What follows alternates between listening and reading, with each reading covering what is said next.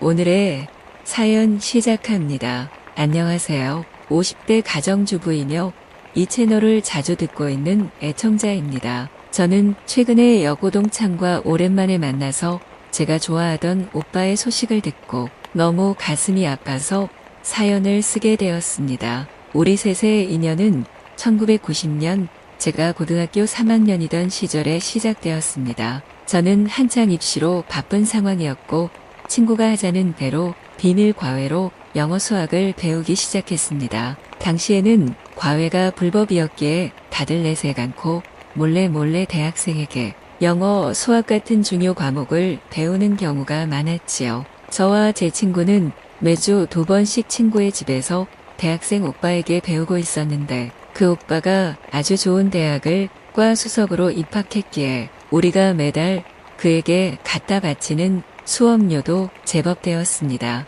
저는 부모님의 은혜에 보답한다는 마음으로 과외 오빠가 내주는 숙제는 무슨 일이 있어도 꼭 해갔고 학교 성적도 최대한 잘 받으려고 애를 써서 공부했습니다. 그리고 그 마음 한편에는 그 오빠에 대한 사랑이 무럭무럭 커가고 있던 이유도 있었습니다. 저는 그 오빠를 저의 롤 모델로 삼아서 열심히 공부하기로 마음먹었고 열심히 실천을 해서 그해 가을에 모의고사에서 전국 등수안에 들었습니다. 그리고 그 여세를 몰아서 그해 겨울에 학력고사를 치러서 아주 좋은 성적을 얻어 제가 원하는 학교이면서 그 오빠가 다니는 대학의 같은 과에 합격을 했습니다. 그리고 이제 본격적으로 오빠에게 연애를 하자고 말해야지 했는데 이미 한 발 늦고 말았다는 것도 알게 되었습니다. 이미 제 친구가 오빠와 사귀고 있었던 것입니다. 친구 역시도 저와 같은 학교에 같은 과에 입학했기에 오빠까지 우리 셋 다 매일 얼굴을 보는 상황이 되었고 더구나 친구는 이미 입학 전에 커플인 듯이 오빠와 아주 친해져 있었던 것입니다. 저는 배신감이 몰려왔고 제게 일말의 이야기도 없이 둘이서 그런 사이가 된 것이 너무 야속했습니다. 저는 그 일로 친구와 조금 서먹한 사이가 되었고 친구 역시도 자신이 실수한 것을 늦지막이 알게 되었지만 돌이킬 수가 없다는 것을 깨달으며 저와 어색한 만남을 이어가고 있었습니다. 그리고 여름방학이 되었을 때 오빠와 제 친구가 둘이서 계곡으로 캠핑을 간다는 말을 듣고는 너무 속이 상해서 어쩔 줄을 몰라 하며 집에서 초조하게 시간을 보내고 있었습니다. 그러던 중 오빠가 문득 전화해 와서는 저도 같이 갈 생각이 없냐고 조용히 물었습니다. 저는 그제야 마음이 겨우 안심이 되어서 그러겠다 하고는 다음날 바로 약속 장소로 배낭을 메고 달려나갔습니다. 친구는 아무것도 모른 채로 즐겁게 나왔다가 제가 둘 사이에 낀 것을 알고는 기분이 몹시 상한 듯 했고 저는 이제 저에게도 기회가 왔다 싶어서 조금은 마음이 놓였습니다. 계곡에 도착했을 때 우리는 텐트 2개를 치고 코페를 꺼내서 밥을 해먹고 물놀이도 했습니다. 친구는 오빠에게 잘 보이려고 꽤나 야한 옷을 가져왔는데 그것을 언제 선보일지를 망설이는 눈치였습니다. 저는 둘 사이가 아직은 그저 친한 친구 비슷하게 흘러가는 것 같다는 생각이 들었고 어쩌면 이번 기회가 저를 위한 것인지도 모른다 싶어서 여성 잡지에서 본대로 남자의 환심을 사기 위한 방법을 하나씩 실천해 나갔습니다. 그런데 어느 저녁 친구가 배탈이 나서 알아누웠기에 오빠와 저는 가져간 비상약을 먹으라고 주고는 그녀가 잠들자 모닥불을 피워놓고 서로 어색한 대화를 나눴습니다. 오빠는 친구와는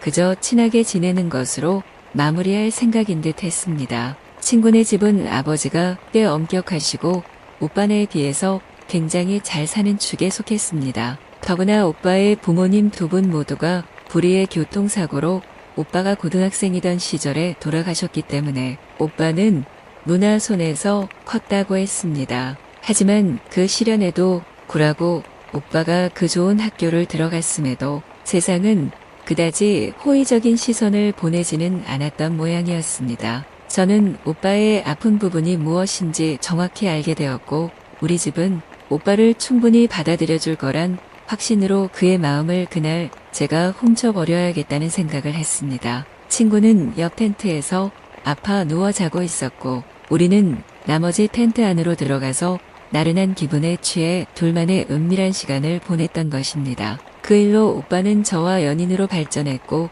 제 친구는 우리 사이를 이미 짐작한 듯 했지만 아무 말도 하지 않은 채 예전과 다름없이 저를 대했습니다. 어정쩡하게 두 여자 사이에서 오빠는 더블 데이트를 하는 동안 저는 친구가 오빠와 결혼까지는 절대 못 간다는 확신으로 느긋하게 마음을 먹었습니다. 반면에 친구는 저와 달리 조금은 초조해하는 듯 보였습니다. 그리고 세월이 조금 흘러서 오빠는 결국 제 친구와 결혼했습니다. 친구가 임신을 하면서 결국 집에서도 허락을 얻어냈던 것이고 저는 그 김에 한 발 물러서는 것 외에는 방법이 없다는 생각이 들었습니다. 그러면서 마음이 너무 상해서 친구와는 연락을 끊게 되었습니다. 대학 동기들은 약속이나 한 듯이 아무도 제게 친구와 오빠의 소식을 이야기하지 않았고 저도 애써 알고 싶은 마음이 없었습니다. 그러면서 30년이 지난 최근에 친구가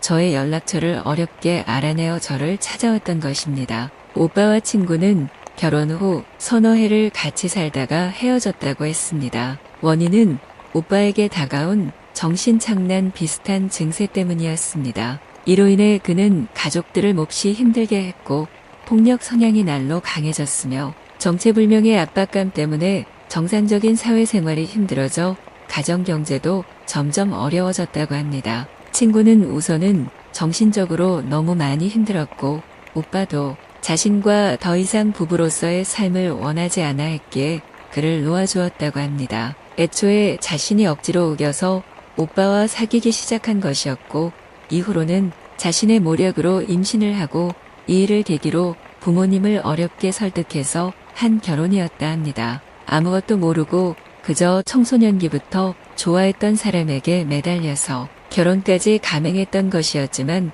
그 안에는 저에 대한 경쟁심도 있었다고 합니다. 우리는 늘 전교 1, 2등을 서로 다투던 사이였고 저 역시도 오빠를 좋아하고 있다는 사실을 안 순간 친구는 알 수 없는 경쟁심이 발동해서 어떡한 오빠를 차지하고 싶다는 마음이 더 커졌다는 거였죠. 물론 그건 저도 마찬가지였던 것 같습니다. 시험 공부를 열심히 하려고 서로 보이지 않는 곳에서 더 많이 공부하던 그때처럼 우리는 사랑에 동일한 대상을 두고 열심히 달리고 있었던 모양이었습니다. 그리고 둘 다 실패했던 것을 세월이 흐른 후에 알게 된 건지도 모르겠습니다. 이혼 후에 오빠는 이리저리 떠돌며 살다가 지금은 산속 요양원에 들어가 있다 합니다. 그의 유일한 혈육인 누나와 형들이 그를 경제적으로 돌봐주고 있는 것이지요. 제 친구도 예정 때문에 간간히 요양비를 내주고 있고 한 번씩 들러보기도 한다는데 그는 이제 이전의 사람이 아니게 변했다는군요. 두 소녀에게서 동시에 흠모를 받았던 행복한 청년, 이제 그는 그 두 사람 모두에게 상처를 준 채 세상 어느 구석에서 천천히 나이를 먹어가고 있습니다. 저는 오빠를 만나러 가봐야 하나 어쩌나 망설이고 있습니다. 둘이서 계곡에서 나눈 그 밤의 일들로 저는 평생을 애틋한 사랑의 추억으로 가슴 아팠고 제가 친구에게 졌다는 것에서 패배감을 느꼈는데 결국 우리 셋 다 승자도 패자도 아니었다는 생각만 듭니다.